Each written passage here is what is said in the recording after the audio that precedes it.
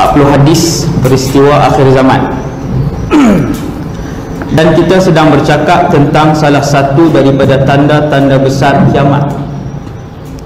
Bumi ini akan berakhir hayat hidupnya. Bukan bumi ini saja, segala yang ada di atas dunia ini. Bumi kecil dah, hak dunia ni semuanya akan hancur, akan berakhir, tidak akan lagi dilihat oleh kita semua. Tuan-tuan tengok Masjid Semilang kat dunia aja, kita akan tengok Masjid Semilang. Tuan-tuan tengok Tesco, tuan-tuan tengok jalan raya, tuan-tuan tengok kereta Myvi, tuan-tuan tengok kedai murtabak, yang tu di dunia saja.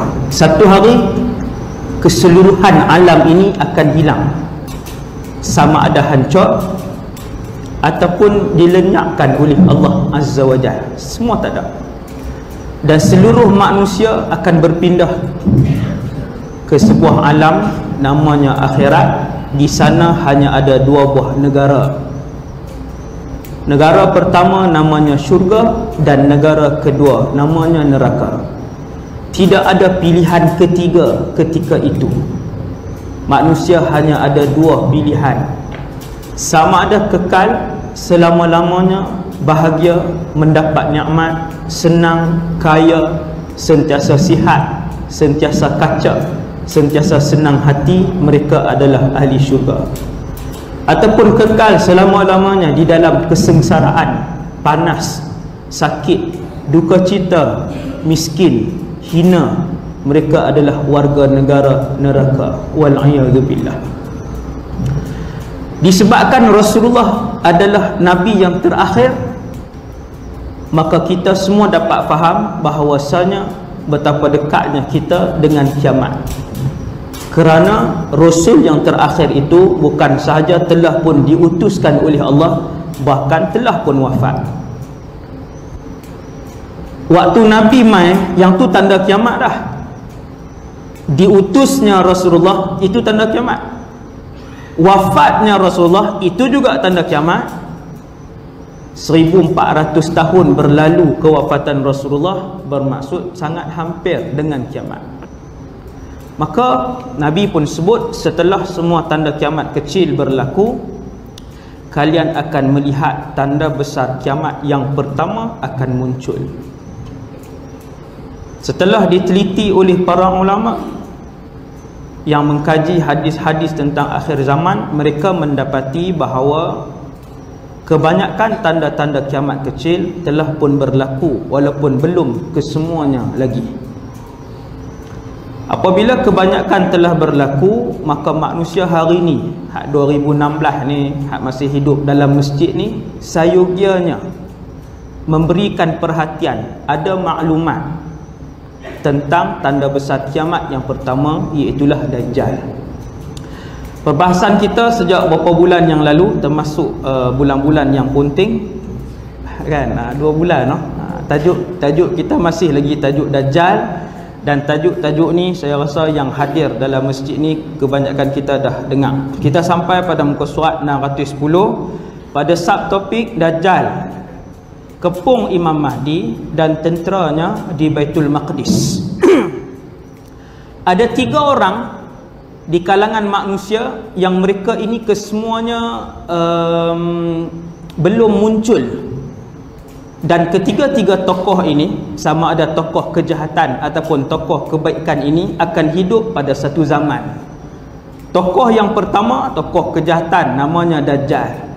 Sejahat-jahat makhluk yang diciptakan oleh Allah selepas Iblis. Bahkan kalau dari sudut fitnah, maka dia lebih besar daripada Iblis dari segi fitnah. Dari segi fitnah dia lagi dahsyat dari Iblis. Tokoh yang kedua, tokoh yang baik, namanya Al-Imam Muhammad ibn Abdullah Al-Mahdi. Dan tokoh yang ketiga yang mereka akan hidup sezaman, namanya Nabi Yullah Isa ibn Maryam alaihi salatu wassalam.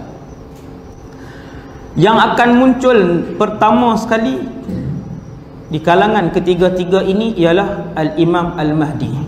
Dia dulu. Imam Mahdi, macam kita cerita beberapa bulan yang lalu, Imam Mahdi akan muncul mesti di Mekah. Kita dah bahas secara panjang lebar. Dia akan dibai'ah di antara maqam Ibrahim dan juga Hajar Aswad. Mesti dibai'ah di Mekah. Setelah Imam Mahdi dibai'ah, dia pun keluar bawa para tentera dan sebagainya menuju ke Syam, sama ada Syria ataupun Palestin. Kita tidak membaca sejarah, tetapi kita membaca cerita yang akan berlaku. Ingat, ni hak saya baca malam ni bukan sejarah. Sejarah benda dah berlaku, boleh sambil korek telinga ke baca sambil unjulak kaki. Hak kita baca ni benda hak kita nak tengok. Zaman siapa tak tahu. 10 tahun, 20 tahun, 30 tahun akan datang, wallahu a'lam. Apabila Imam Mahdi membawa tentera-tenteranya menuju ke Syria dan Palestin, dua tempat yang menjadi tempat perhimpunan, benteng, pertahanan terakhir dan terkuat umat Islam ketika itu di akhir zaman. Selepas Al-Imamul Mahdi menghimpunkan para tenteranya yang wallahu a'lam berapa ramai bilangan mereka, ketika itu akan berlaku satu peperangan yang paling besar. Besarnya perang ni, macam kita dah cerita pada bulan-bulan yang lalu, Rasulullah sebut lam yura mithluha qat. Ayat Nabi saya ambil. Nabi kata tidak pernah disaksikan sedahsyat itu peperangan sebelum ini. Tak pernah, tak ada.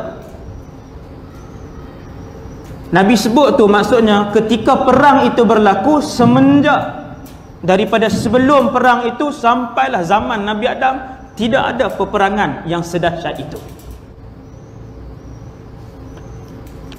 Maka kita masih ada peluang, saya dan kita semua, untuk mati syahid.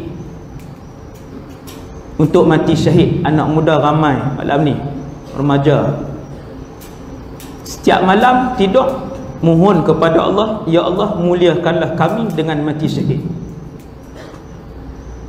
Di peringkat awal benda tu akan keluar kot mulut, hati akan kata tak mau, tapi saja sebut pilau, ustaz suruh sebut. Lama kelamaan Allah akan mendatangkan keikhlasan dan keazaman untuk mati syahid. Satu orang yang menyebut dengan ikhlas dan berazam tinggi untuk mati syahid fi sabilillah dalam peperangan, kalau dia mati atas katil pun Allah akan bangkitkan dia bersama dengan golongan asyuhada di padang mahsyar, insya-Allah. Itu janji Nabi melalui satu hadis. Apabila berlaku perang, umat Islam menang. Cerita dia kita dah panjangkan, kita dah perincikan cerita tu, perang dan sebagainya, selesai. Habis perang dengan orang bukan Islam, tentera Al-Imam Mahdi menang, akhirnya keluar Dajjal. Last sekali. Bukan last akhir hidup dunia. Last sekali setelah perang demi perang demi perang demi perang, dan perang yang paling besar di Syria. Perang yang paling besar yang disebutkan sebagai Al-Malhamatul Kubra yang akan berlaku di Syria. Nabi sebut, Nabi tak sebut Suria, tapi Nabi sebut tempat di Syria tu. Nama tempat dalam Syria dan juga di hujung Turki. Dah habis perang yang paling kemuncak, yang paling besar, waktu tu mai tajuk ni, Dajjal mengepung Imam Mahdi dan tenteranya di Baitul Maqdis. Kenapa tak lawan? Imam Mahdi lawan, cuba lawan, akan tetapi Allah telah mentakdirkan bahawasanya yang boleh mengalahkan Dajjal dan tenteranya hanya seorang saja, iaitu namanya Isa ibn Maryam alaihi salatu wassalam. Seorang saja yang boleh kalahkan Dajjal, orang lain tak boleh. Bahkan Nabi pernah menyebut di dalam hayat hidupnya kepada Sayyidina Umar, wahai Umar, seandainya ketika Dajjal keluar aku masih hidup, maka aku akan memeranginya. Rasulullah boleh. Dan seandainya budak yang di depan kamu ini adalah Dajjal yang sebenar, ada seorang budak waktu tu yang dikatakan dia Dajjal kononnya waktu tu, Seandainya dia adalah Dajjal, wahai Umar, kamu sekalipun tidak akan boleh menyentuh dan membunuhnya. Umar tak boleh buat apa. Kalau zaman Sayyidina Umar hidup, Dajjal keluar, maka Sayyidina Umar juga tidak boleh membunuh Dajjal itu. Maka akhirnya kita tengok muka surat 610, setelah Dajjal gagal memasuki kota Madinah dan kuasanya sudah mulai berkurangan,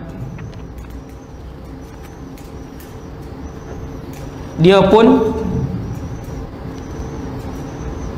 memberikan perhatiannya untuk mengepung tentera Imam Mahdi yang berpusat di Baitul Maqdis ketika itu. Tengok bawah sikit, saya langkau sikit, kita cepat. Dajjal setelah berlaku perang demi perang apa semua, habis perang, Imam Mahdi menang, Dajjal ni dia duk keluar dah. Dia mula keluar dan dia juga dah mula mengelilingi seluruh pelusuk bumi. Ingat, dia sudah pun mengelilingi seluruh pelusuk bumi. Semua benua akan dia sampai. Semua benua dia akan sampai. Bahkan dalam hadis yang diriwayatkan oleh Imam Muslim, Dajjal menyebutkan sendiri kepada sahabat ketika itu, yang waktu tu dia belum masuk Islam, perbualan di pulau tu, dia kata tidak ada kampung atau bandar atau lorong, kata Dajjal, kecuali habaqtuha fihi, aku akan sampai padanya. Dan akhirnya dia tuju kepada orang Islam yang paling kuat ketika itu, iaitulah di Baitul Maqdis, Palestin. Seperti yang telah kita sebutkan bahawa sebelum kemunculan Dajjal, dunia Islam akan diuji oleh Allah dengan kemarau selama 3 tahun berturut-turut. Sudah tentu kemarau ini akan menyebabkan kekurangan makanan dan keperluan hidup. Dunia akan kemarau.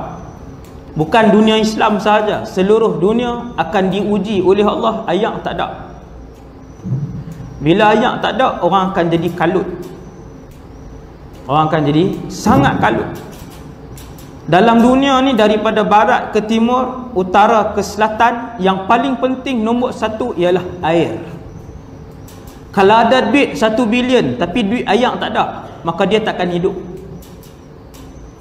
Dia takkan hidup. Maka yang paling penting sekali ialah air. Dajjal adalah punca kepada segala jenis fitnah yang ada di dalam alam ini semenjak Allah menciptakan Nabi Adam AS. Fitnah yang paling besar. Antara bentuk ujian yang Allah akan buat main ketika mana Dajjal muncul ialah Allah bagi kemarau 3 tahun berturut-turut. Ni yang jadi di Malaysia ni ustaz, macam mana? Hak ni ke hak 3 tahun berturut-turut? Tidak ada seorang pun yang boleh memuktamadkan sesuatu keadaan itu merujuk kepada sekian-sekian. Sebab apa? Sebab kalau dia kata hak ni tuan-tuan, hak Nabi kata 3 tahun berturut-turut ni, hak ni, tengok-tengok tahun depan turun hujan, panjang tahun hujan, tak ada kemarau. Tu macam mana? Dia salah ke hadis salah? Sebab tu jangan tuju. Bila Nabi sebut 3 tahun turut-turut ni, kita wallahu a'lam, tak tahu tahun mana, tak tahu. Cumanya Rasulullah memberikan signal awal. Kata Nabi, kalian akan diuji oleh Allah kemarau 3 tahun berturut-turut. Waktu kemarau, tak ada minuman, waktu itulah Dajjal dia akan keluar dan hanya pada dia ada air. Kat dia saja ada air. Tuan-tuan bayangkan tengok betapa manusia ketika itu akan sujud dan mengakukan ketuhanan Dajjal untuk mendapatkan air yang banyak daripada Dajjal. Benda tu tak jauh dengan kehidupan kita. Benda tu tak jauh dengan kehidupan kita. Jadi Dajjal datang, kata Tuan Guru kita Syekh Fahmi, membawa godaan ketika umat Islam berada di puncak kelaparan dan kefakiran. Oleh sebab itu, dengan mudah sekali Dajjal boleh menggoda orang yang lemah imannya. Semua yang lemah iman, Dajjal boleh goda. Ustaz, yang lemah iman ni macam mana? Kita tengok, saya hak bercakap dengan kita semua. Semua yang lemah iman akan tunduk kepada Dajjal, akan mengakui ketuhanan Dajjal, syirik dan keluar daripada agama hak kita ada hari ini. Lemah iman tu macam mana? Yang lemah iman ini ialah yang apabila dia berzikir ketika itu dan tidak kenyang. Kita puasa Rejab pun tak. Yang lemah iman ketika itu, ketika makanan pun tak ada, minuman pun tak ada, seluruh benua dunia ini, yang lemah iman ketika itu ialah yang apabila dia berzikir tak kenyang. Lemah iman itu. Kerana yang selamat ketika mana Dajjal keluar ratusan hari itu tanpa setitis minuman, tanpa secebis roti, tanpa sebiji nasi, ketika itu ratusan hari itu yang selamat hanyalah mereka yang bila sebut subhanallah mereka akan rasa kenyang dalam perut mereka. Kita bolehkah? Kalau tak boleh, selamat ke tak dengan Dajjal? Hasbunallah wa ni'mal wakil. Sementara Dajjal tak keluar, buat persiapan. Persiapan apa ustaz? Persiapan membanyakkan ibadah kepada Allah Subhanahu Wa Taala. Persiapan membanyakkan zikir, memuji Allah Subhanahu Wa Taala. Membiasakan lidah untuk memuji Allah. Kata tuan guru kita, oleh sebab itu dengan mudah sekali Dajjal boleh goda siapa saja yang lemah iman. Tadi kita dah cerita lemah iman tu macam mana? Untuk percaya kepadanya, yakni kepada Dajjal, supaya dia dapat menikmati kesenangan dalam kehidupannya. Dia tu siapa? Kita hak lemah iman tu. Sementara orang yang tidak mahu mengikutinya akan hidup dalam kesengsaraan dan kekurangan. Yang ini kita dah cerita dah. Itu tempat orang-orang beriman akan jadi padang jarak, padang terkukar, tak ada apa. Tapi mereka masih kekal hidup kerana setiap kali mereka menyebut subhanallah walhamdulillah wala ilaha illallah wallahu akbar. Yang ni yang Nabi sebut, 4 zikir ni. Setiap kali mereka sebut salah satu daripada 4 zikir ini, mereka akan kekenyangan. Hampir seluruh dunia dijajah oleh Dajjal dan kebanyakan penghuninya telah percaya dengan ketuhanannya. Rugi tak tuan-tuan? Bila percaya dengan ketuhanan Dajjal, habis lah. Yang paling mahal sekali kita ni ialah kalimah ataupun syahadah la ilaha illallah Muhammadur Rasulullah. Yang tu yang paling mahal. Abu Talib manusia yang paling menyayangi Nabi sallallahu alaihi wasallam dalam alam ni, antara manusia yang paling sayang Nabi. Daripada Rasulullah umur 8 tahun sampailah Nabi sallallahu alaihi wasallam umur 50. 8 sampai 50, 42 tahun Abu Talib berada di samping Rasulullah sallallahu alaihi wasallam. Nabi menyayangi Abu Talib dan Abu Talib menyayangi Rasulullah sehingga dia menghembuskan nafasnya yang terakhir.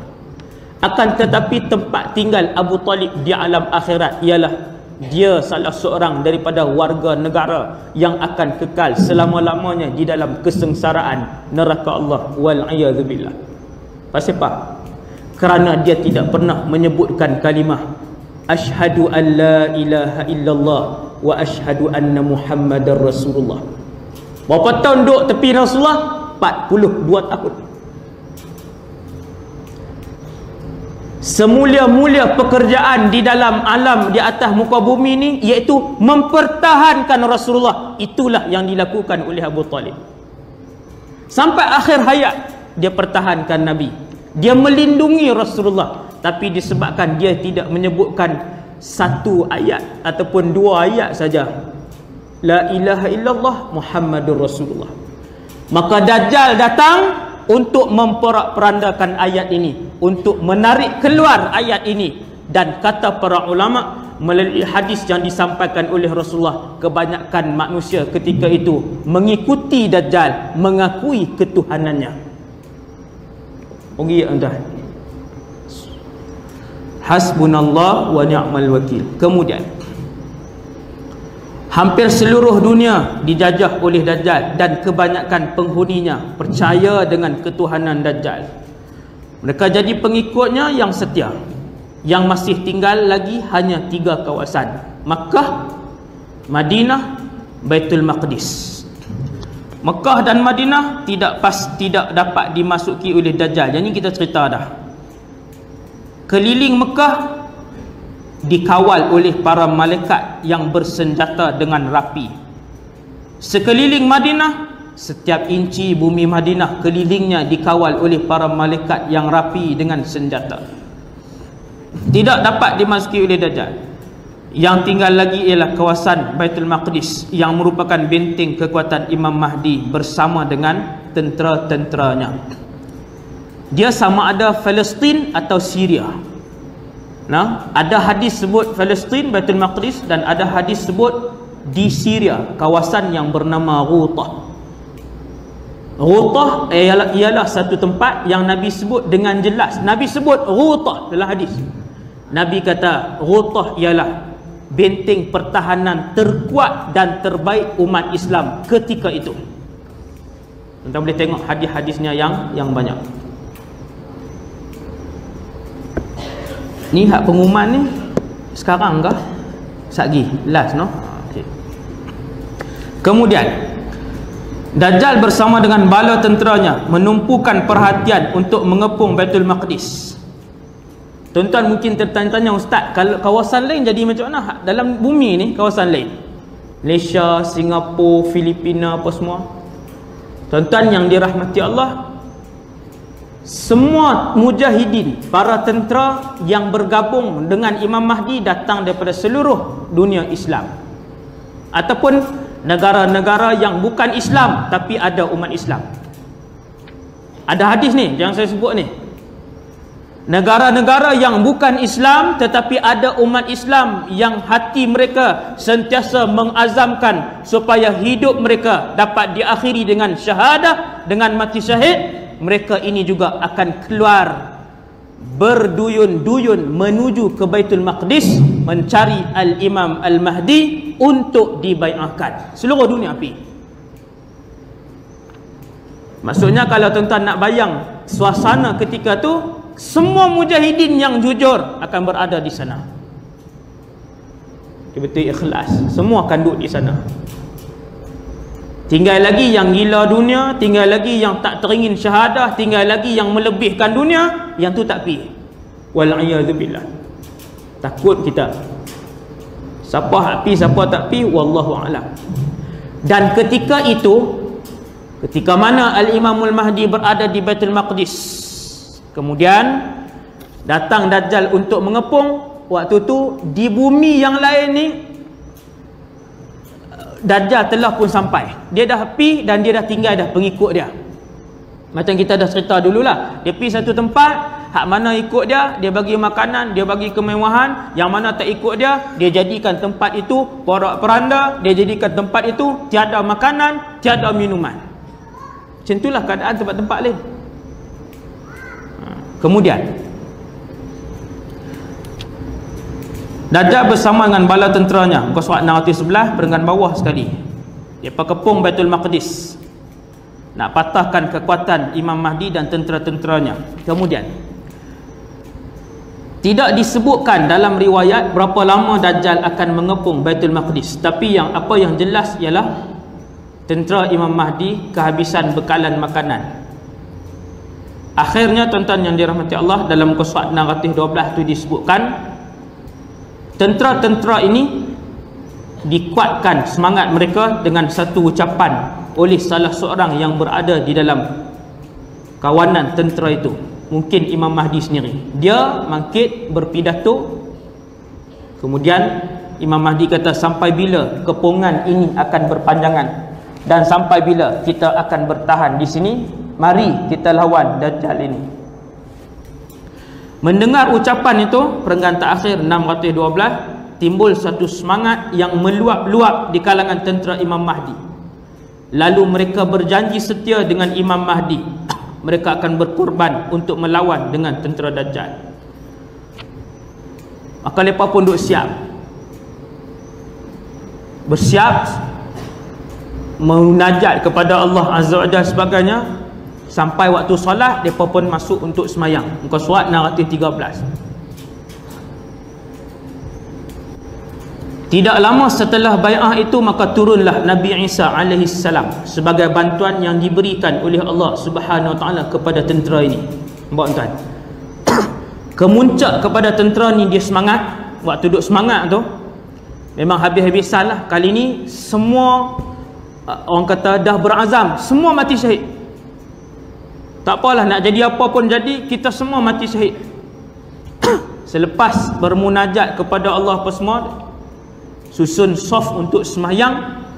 Dalam suatu hadis yang sahih, ketika mana mereka sedang menyusun saf untuk semayang, ada riwayat semayang subuh, dan yang satu lagi disebutkan semayang zuhur ke asar. Dua riwayat, Dan ada yang mengatakan Nabi Isa turun di Syria, hadis sahih. Dan ada juga hadis yang mengatakan Nabi Isa turun di Baitul Maqdis, juga hadis yang sahih.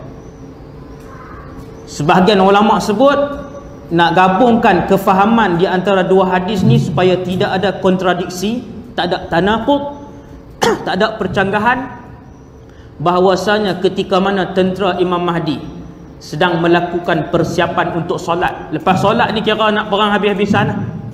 Lama dah kita duduk tunggu ni. Nak lawan memang tak boleh, dengan senjata canggih dia, dengan sihir dia yang hebat, dengan tentera dia yang ramai, Dajjal ni. Maka mereka pun duduk susun saf nak solat.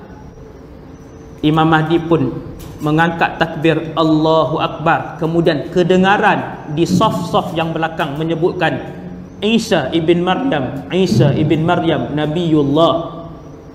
Bunyi kecoh sikit hak saf-saf belakang. Apabila dengar Isa Nabiullah, maka Al-Imam Muhammad ibn Abdullah Al-Mahdi, seorang yang berilmu ni, memang dia ada macam tuan-tuan dengar malam ni, dia pun tahu Nabi Isa akan turun. Bila? Wallahu a'lam. Bila dia dengar orang-orang yang di belakang sebut Isa ibn Maryam, maka dia pun berundur ke belakang beberapa langkah untuk memberikan ruang kepada Nabi Isa mengimamkan solat.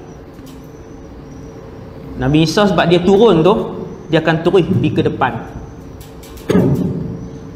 Berapa bulan yang lalu kita cerita secara terperinci bahawasanya Nabi Isa akan turun ketika mana tentera Imam Mahdi bersama dengan Imam Mahdi sedang melakukan persiapan untuk solat, sudah pun berada di dalam saf. Waktu tu dia turun, sama ada subuh ataupun zuhur tadi. Kata Rasulullah, kalian akan mengenalinya kerana dia seorang lelaki yang tidak terlalu tinggi dan tidak terlalu rendah. Wajahnya di antara kemerah-merahan dan keputih-putihan. Dia macam oring sikit tu, kan hak Mak Saleh, tapi bukan hak oring banyak. Hak oring banyak jadi tak elok pula, kan hak oring, hak oring pekat tu jadi tak apa nak ni kan. Nabi Isa ni dia rambut yang agak kerinting sikit, dan juga keemasan lah kulit dia, keemasan. Dan kata Rasulullah, beliau akan memakai baju yang 2 lapis ketika mana turun. Dan ketika mana Nabi Isa ibn Maryam turun di dalam masjid itu, beliau diturunkan oleh 2 orang malaikat. Tangan kanannya di atas sayap malaikat, dan tangan kirinya di atas sayap seorang lagi malaikat yang lain. Hadis sahih. Maksudnya dia turun macam itulah. Jadi tentera-tentera Imam Mahdi ni semua orang yang belajar, orang yang mengaji, yang ada ilmu. Bila tengok, mereka terus sebut Nabiullah Isa ibn Maryam, dikenal. Kemudian apabila Imam Mahdi undur ke belakang 2-3 langkah, Nabi Isa pun pegang bau dia. Nabi Isa kata, bahkan kamu yang menjadi imam, ba'dukum umara'u ba'din, umat Muhammad adalah pemimpin dan imam di antara satu sama lain. Takrumatullah li hadhil ummah, penghormatan dan kemuliaan yang diberikan oleh Allah kepada umat ini. Imam Mahdi pun dia pergi ke depan meneruskan solat. Kemudian muka surat 613, Nabi Isa turun dari langit. Tadi yang saya cerita tadi. Habis kita tengok muka surat 614. Saya dah cerita dah yang tu. Kemudian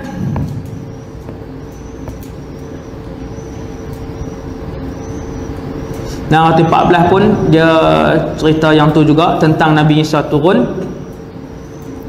sampai 615. Narati 14 dia cerita hak tu yang Nabi Isa turun dengan malaikat dan sebagainya. Dia adalah anak kepada Maryam bintu Imran tanpa ayah, dilahirkan. Kemudian orang Yahudi tuduh, kata dia ni anak sekian-sekian, anak yang lahir sebelum nikah.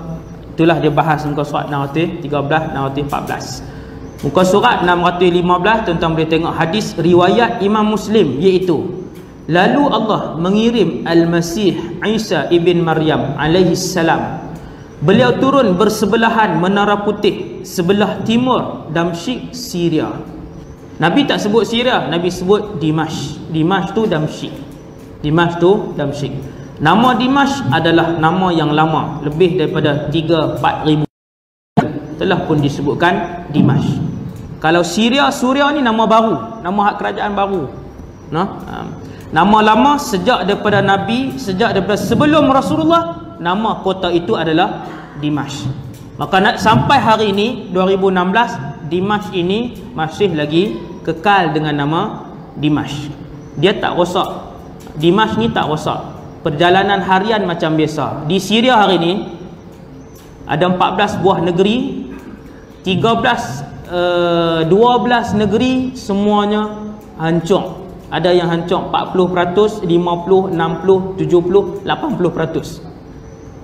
Dua negeri yang masih lagi berjalan perniagaan macam biasa, orang naik van apa semua macam biasa, persekolahan, hanyalah Damsyik dan juga Halab.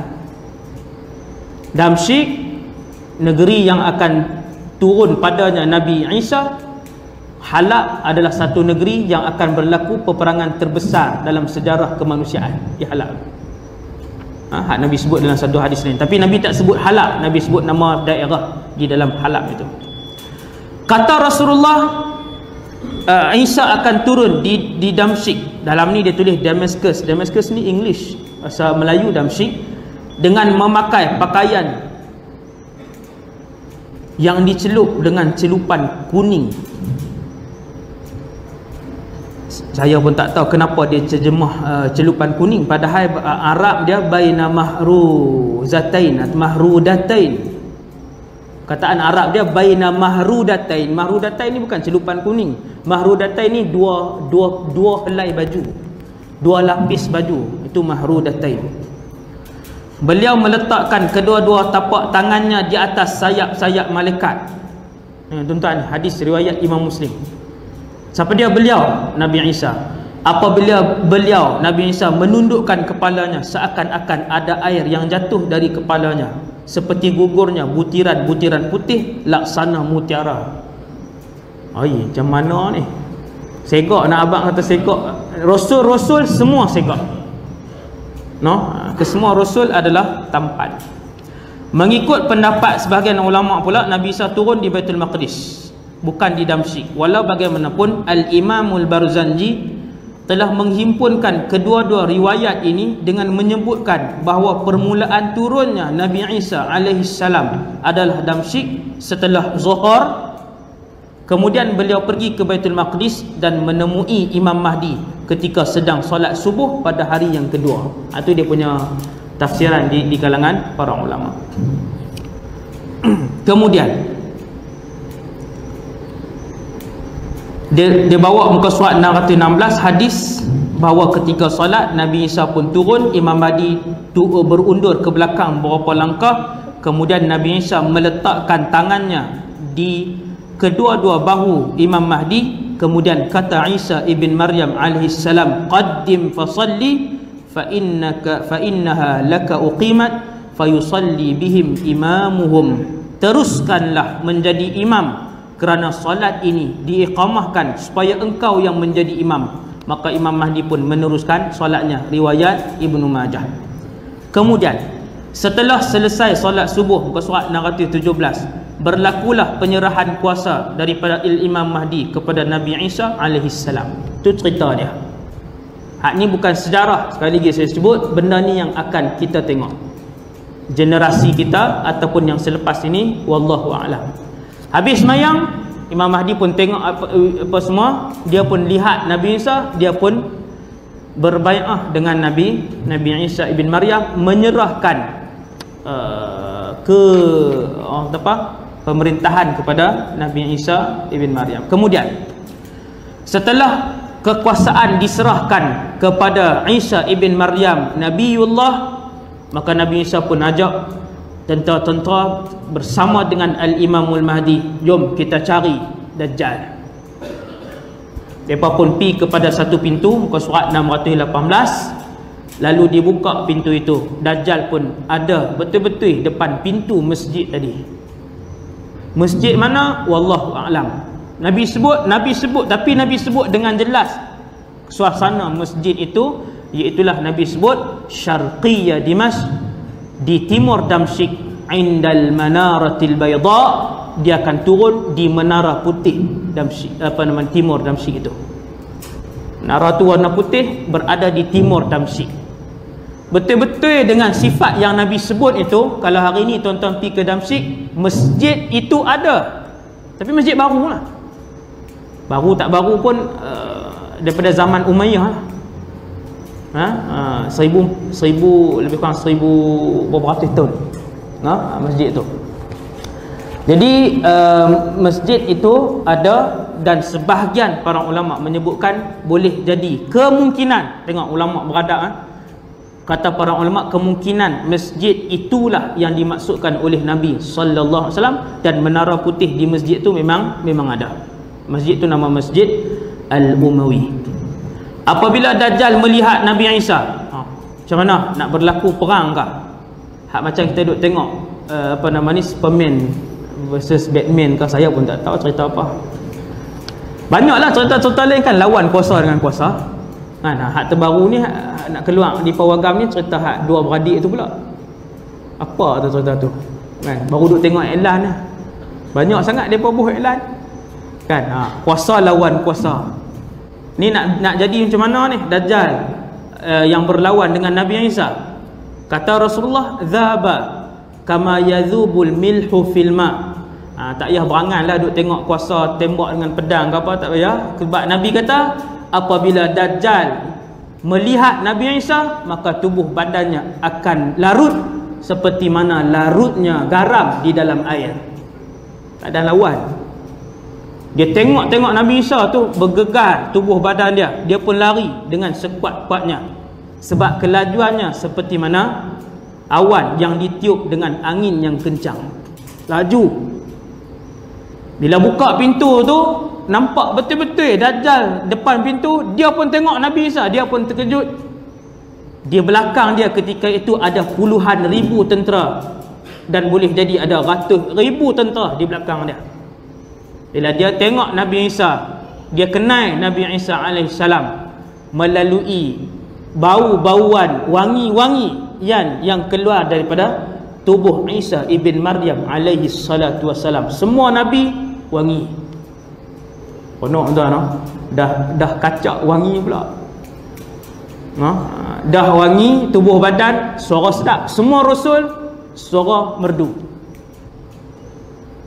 Dia tengok Nabi Isa, dia bau, dia tahu Isa bin Maryam. Dia pun lari sekuat hati sampailah ke Palestin. Nabi Isa alaihissalam pun ajak semua tentera. Waktu tu seronok . Waktu tu nak belagak boleh . Nabi Isa duduk depan lah. Tapi waktu perang dengan Imam Mahdi, waktu Nabi Isa tak turun lagi tu, yang tu nak perang dengan tentera yang tak tahu berapa ratus kali ganda lebih banyak. Sebab di zaman Sayyidina Umar, ketika Sayyidina Khalid Ibnul Walid pimpin tentera pun, waktu tu bilangan tentera musuh sudah berpuluh kali ganda. Satu orang tentera Islam kena lawan dengan 30 orang tentera musuh, mesti kena lawan.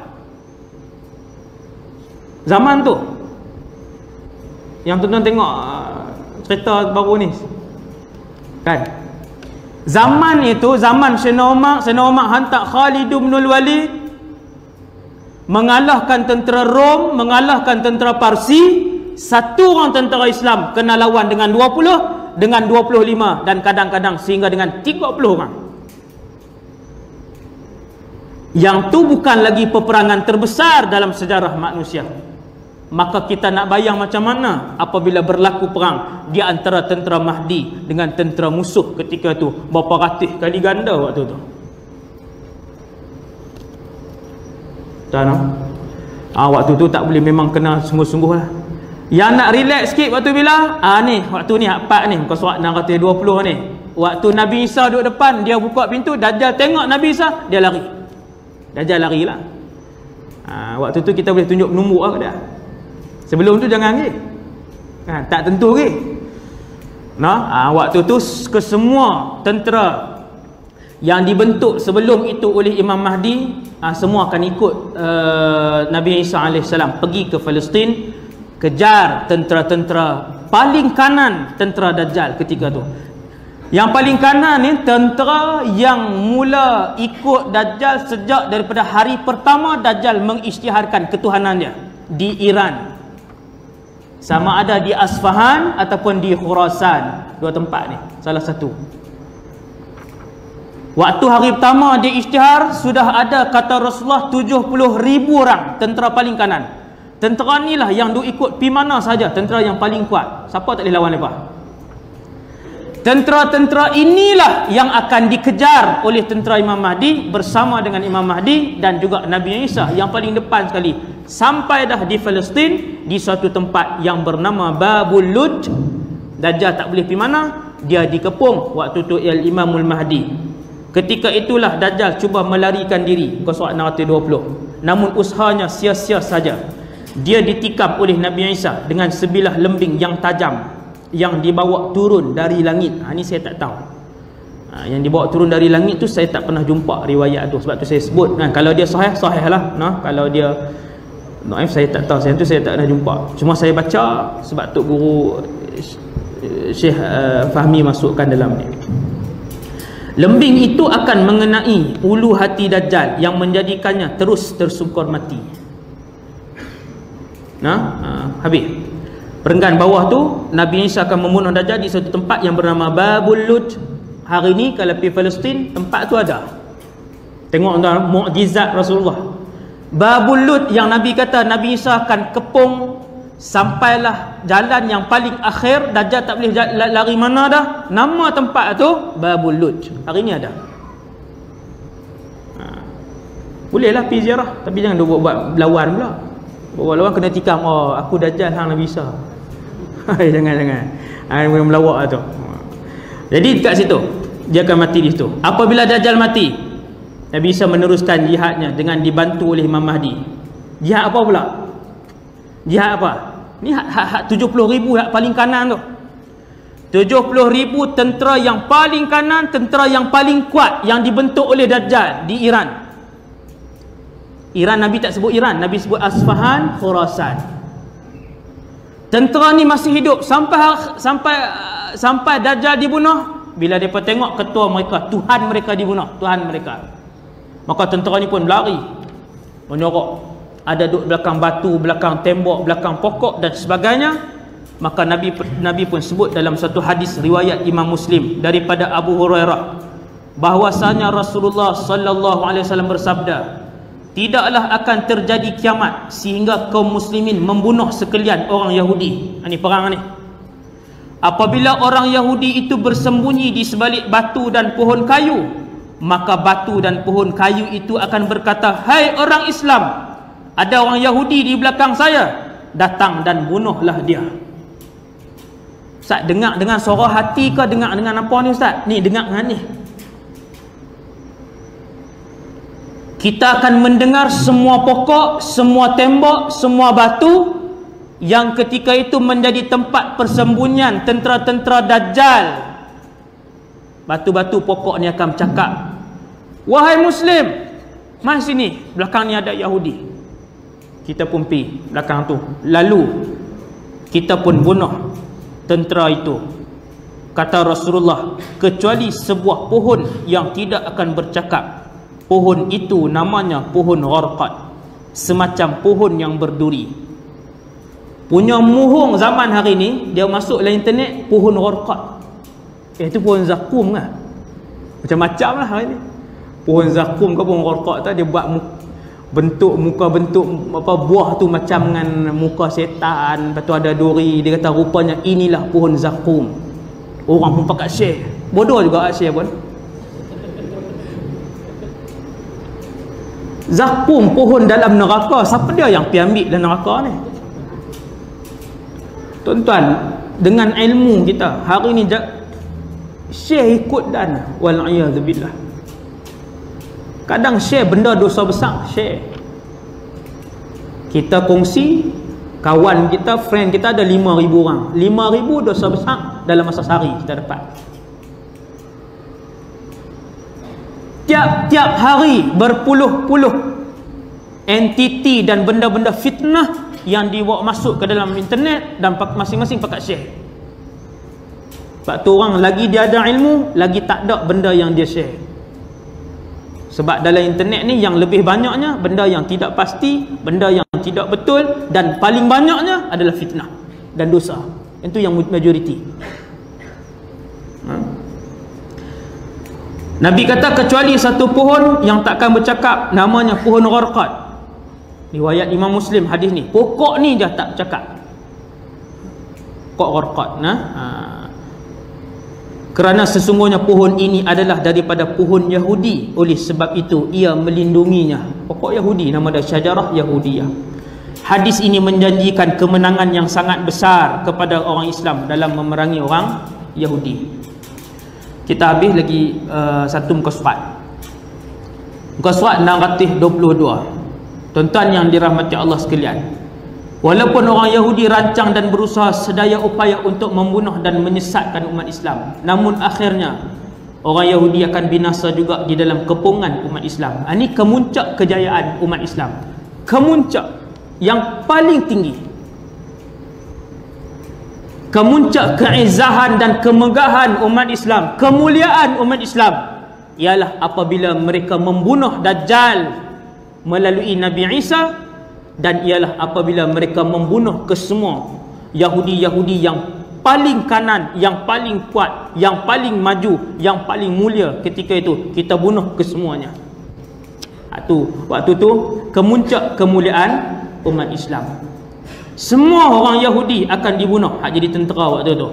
Begitu juga orang Kristian, kecuali yang masuk Islam daripada kalangan mereka, maka mereka akan terselamat.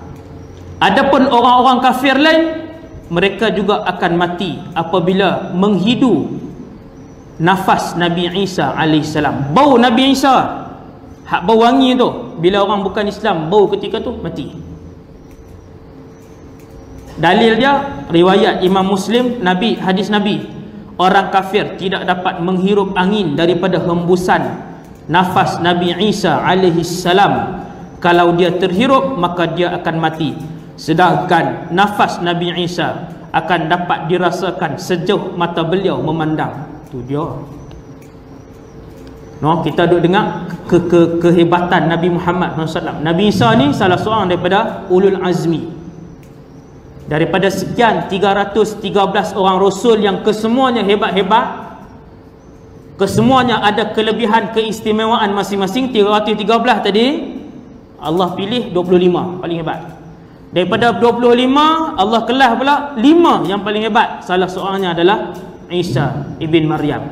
Nabi Isa ni hebat dia. Waktu dia keluar tu, kalau orang kafir bau badan dia ataupun bau hembusan nafas dia, mati orang yang bukan Islam. Wallahu alam apa huraian dia yang sebenar-benarnya. Muka surat yang terakhir 623. Untunglah orang yang bertaubat daripada kalangan ahli kitab Yahudi dan Nasrani, kerana taubat mereka masih lagi diterima oleh Allah Azza wa Jalla. Boleh taubat tak lepas Dajjal keluar? Boleh lagi. Ada tak orang di kalangan Yahudi dan Nasrani ketika mana Dajjal keluar mereka beriman dengan Nabi Isa alaihissalam? Ada. Tuan-tuan boleh baca ayat Quran surah An-Nisa ayat 159. Allah sebut, wa im min ahlil kitab illa la yu'minanna bihi qabla mautihi yaumal qiyamah yakunu alaihim syahida. Surat 623. Tidak ada seorang pun daripada kalangan ahli kitab kecuali dia akan beriman. Ada di kalangan mereka yang akan beriman dengan Nabi Isa sebelum kematiannya nanti. Nampak tuan-tuan? Ada segelintir kecil Yahudi dan Nasrani bertaubat kepada Allah. Tengok Nabi Isa, rupa-rupanya dia pun duk tunggu lama dah. Dia pun duk tunggu lama dah di kalangan Yahudi dan Nasrani ni yang menunggu Nabi Isa. Dia nak cari ajaran Nabi Isa yang sebenar. Bila turun Nabi Isa, orang pun sebut itulah Isa ibn Maryam, yang Nabi yang kalian duk sebut selama ni. Mereka pun bertaubat, mereka pun mengaku yang tu Nabi Isa, dan akhirnya tak cukup mengaku yang tu Nabi Isa, mereka pun kena sebut asyhadu an la ilaha illallah wa asyhadu anna Muhammadan Rasulullah. Sekadar tu dulu untuk malam ni. Kita akan sambung nanti muka surat 623. Tajuk yang ke-15, dia akan cerita bagaimana suasana pemerintahan pada zaman Nabi Isa alaihissalam. Hak ni yang paling seronok sekali. Hari-hari yang Allah menciptakan alam ini, yang paling indah sekali ialah pada zaman pemerintahan Isa ibn Maryam. Waktu dia jadi presiden umat Islam sedunia. Salah satu daripada keajaiban pada zaman itu ialah semua ulat dan binatang berbisa dalam dunia ni kesemuanya menjadi jinak. Itu salah satu saja. Nak tahu hak lain, mai kuliah akan datang insya-Allah. Aqulu qali hadza astaghfirullahal azim li wa lakum. Yang baik daripada Allah, yang lemah dan kurang daripada diri saya sendiri. Kita tutup dengan tasbih kafarah dan surah al-asr. Subhanakallahumma asyhadu an la ilaha illa anta.